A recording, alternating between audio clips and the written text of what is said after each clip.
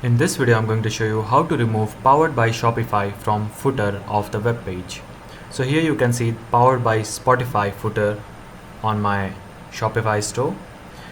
So in order to remove it, we'll go to Home, then click on Online Store, then select Themes, scroll down, and here we'll have to click on these three buttons and click on Edit Code.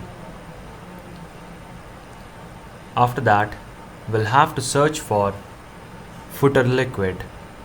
Select footer liquid from the drop down menu and search for powered by link.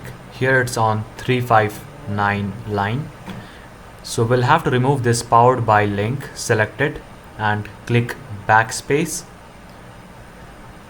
Delete it. First we have to select powered by link code, then remove it and click on save. After that, click on exit button and click on home, reload the page and click on view my store.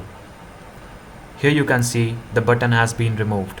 So that's how you can do it. Like and subscribe if you found this video helpful.